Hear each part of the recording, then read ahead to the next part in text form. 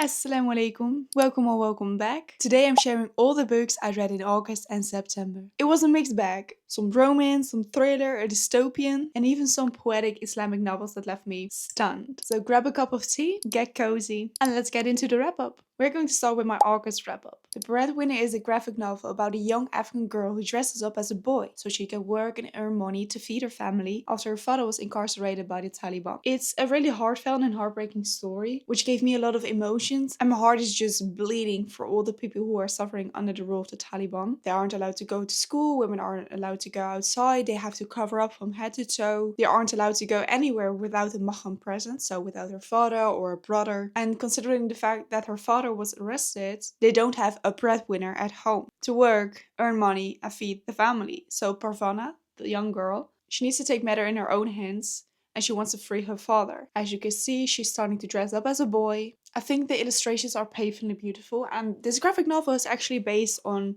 the book by Deborah Ellis, which is also called The Breadwinner, I believe, and the illustrations are from the featured film. Would definitely recommend. Two Can Play by Ali Hazelwood. This is a quick, fun novel or novella that follows Viola. She's a video game developer who's forced to collaborate on a new project with her longtime rival, Jessie. They are basically sworn enemies, or so she thinks.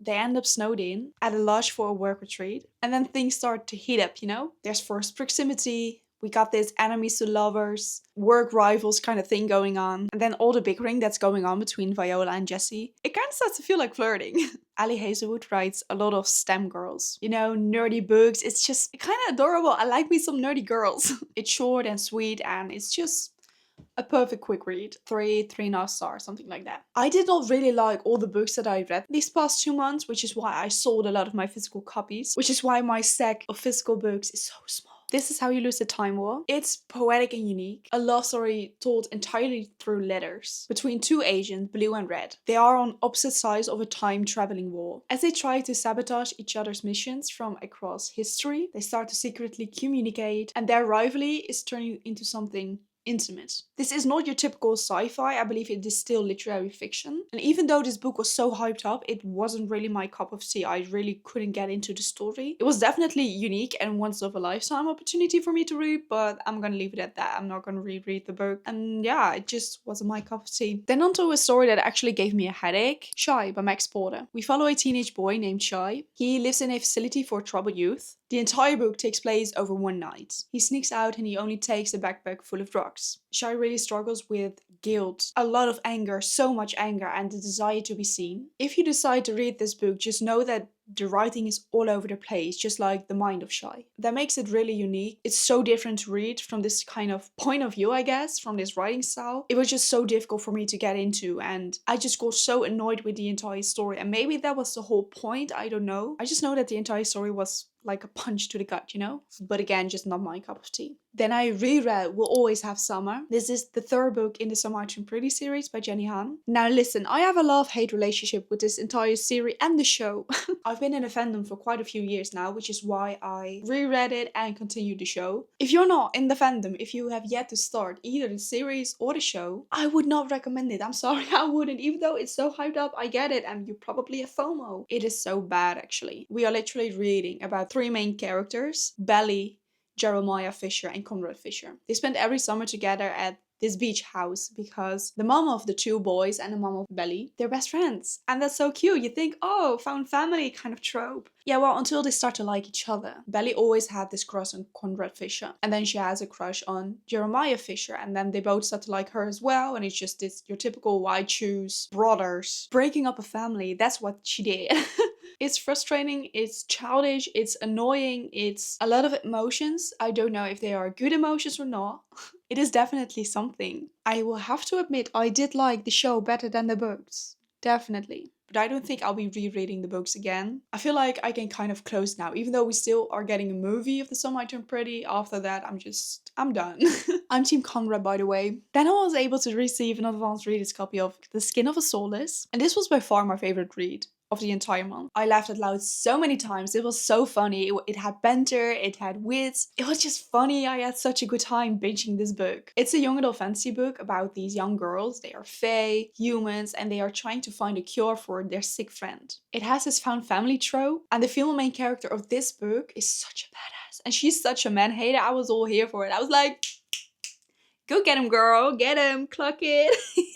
I'm so looking forward for the second book because it was honestly just a lot of fun. I gave it 4 stars. I would definitely recommend it, especially to like the young readers because it doesn't have difficult world building. It's young adult, like I said. It's a short fantasy book. Definitely my favorite read. Whispers of Faith. And also How I Found Peace. I read this in September. I'm gonna keep these 2 together because the author sent me these. First of all, can we just appreciate how beautiful this is? I just really like when an author or publisher puts a lot of effort in their books, you know? I think this is so beautiful. And these are actually great gift ideas. Strength from the Soul, Muslim quotes to empower you. It has quotations from the Quran, from scholars. I'm so happy I've added this to my collection of Islamic books. It has so many beautiful quotations and illustrations. Definitely recommend to check this out. And the same goes for How I Found Peace. In this book, the author kind of described her spiritual healing. She wrote how she went back to Allah subhanahu wa ta'ala and again used these beautiful quotations. I think that a lot of people can find themselves in this book. At least I did. Obviously, I didn't grow up Muslim. It's only been a year for me so far, alhamdulillah. I just always enjoy reading the story of both born Muslims and reverts because at the end of the day, I feel like we all need to learn and feel the love of Allah and we all go back to Him. In a way, we are all reverts because you can grow up in a Muslim household but not practice Islam, you know? You have to find Him for yourself. And I feel like the author did a really good job at describing what she did and how she felt. I just thought it was really beautiful and some parts made me even emotional. In a good way.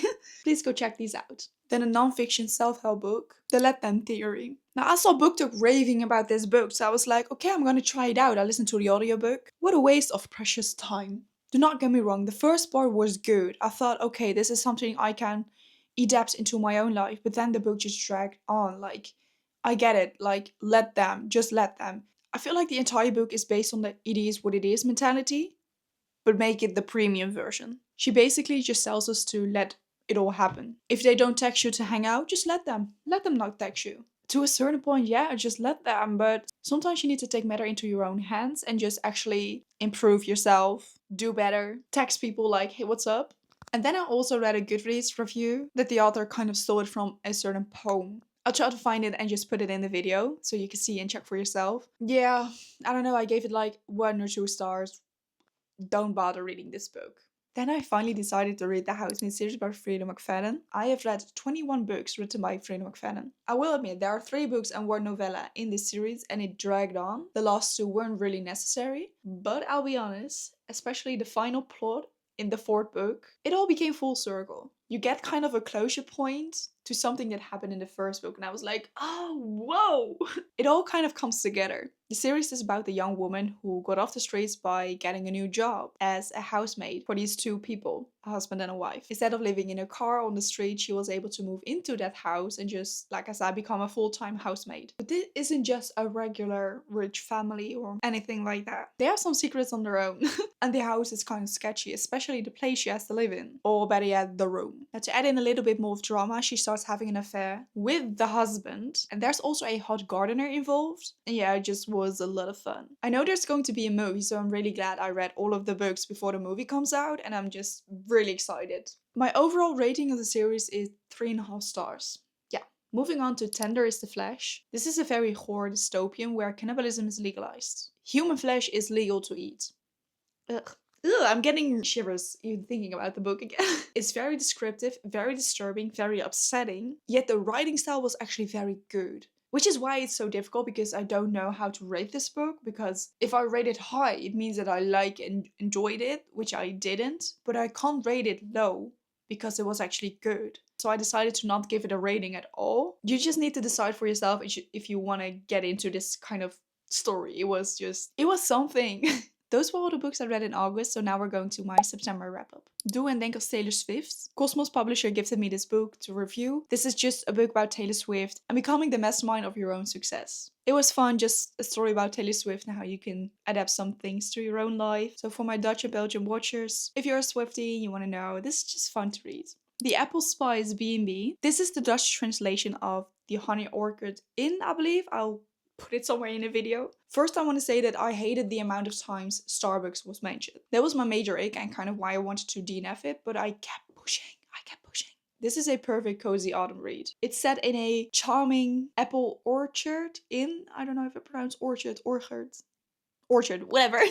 Story centers around Ellie, who returns to her hometown to help save her family's business. Only when she arrives at her hometown, she runs into her childhood crush. It has your typical Hallmark movie vibes in a good way. It's full of second chances, sweet moments. There's a touch of humor. The tropes are small town romance, cozy and spicy, grumpy versus sunshine. There's forced proximity and Gilmore Girls, which I really like because let's be honest, Gilmore Girls is your perfect fall show to watch. So if you like small town settings and cozy feel vibes, then go pick this up. It was just perfect at that moment. Then I read my first Andy Young book, I Am Not Jessica Chen. This is a young adult contemporary book, which was very empowering and emotional. It follows an Asian American teen, also named Ellie, just like this one, and she's constantly mistaken for another Chinese girl at her school, Jessica, who also happens to be her cousin. There's actually a really big reason why people think Ellie is Jessica, and that's because one night she made a wish to become like Jessica Chen. To Ellie, it looks like everything just comes easily to Jessica. She gets accepted to Harvard. Ellie didn't. Jessica gets all the good grades. Ellie needs to really do her best just to keep up. Jessica is just kind of living Ellie's dream life. So Ellie makes a wish to become like Jessica Chen. Then when she wakes up, she's actually in Jessica Chen's body. They switched. Only Ellie, who's now Jessica, was nowhere to be found. So Ellie, who's now in Jessica's body, goes to school and everybody is acting as if she's Jessica. So instead of correcting people and telling everyone what happened, she just goes along with it because this is her dream life. But this also leads to unexpected popularity, so much drama, and a deep personal reckoning about identity and also authenticity. The story talks about the pressure of cultural expectations. Like I said, it was my first Andy Young book and definitely not the last one. The self-discovery in this book was so good that I actually want to read more. Check it out, it was good. Then on to the final book, Not Quite Dead Yet by Holly Jackson. Holly Jackson is the author of A Good Girl's Guide to Murder. Not Quite Dead Yet is also a murder mystery thriller that gets you hooked from just the start. I enjoyed the entire story until I hit that 80% or 75% mark. You immediately get sucked into the story after the main character just escaped a nearly murder trap. And instead of laying low, she decides to try to find out who tried to kill her. She's trying to solve her own murder. One thing is for sure, she is about to die. Her head was smashed in and at the hospital she has two choices. Either get surgery, but there's not even a 10% survival chance, or live out the rest of her life until her mind literally blows. And with the rest of her life, I mean 7-ish days. I'll admit, I don't know what I would do. And I feel like if you only have just a few days left, why would you go through all the trouble to try to find who did it when you could just tick off the final things of your bucket list? Well, I don't know why she did it, but that was just where the story was going. Trying to solve your own murder. It is suspenseful and full of those gasping moments. I just feel like there was this huge build up to who did it, and I had my suspicions, but I was just so unimpressed with the plot. I was like, oh, this is it? I can't say too much because otherwise I'll be spoiling it. But I feel like if somebody else, who I thought the build-up was going to lead to, if that person actually did it, that would have made much more impact on me instead of the person who did it now. I feel like the plot kind of ruined the entire book for me. I still gave it 3 stars. The plot was just keeping me off those 4 or 5 stars. Okay, well that was it. Those are the books I read over the last 2 months. Honestly, I'm already excited for my October follow-up, so I might go and record a October or fall TBR. Let me know in the comments if you've read any of these books or if you are planning to add them to your TBR. Don't forget to like, subscribe and hit that bell so you don't miss my next wrap-up, and I hope to see you in the next video. Happy reading!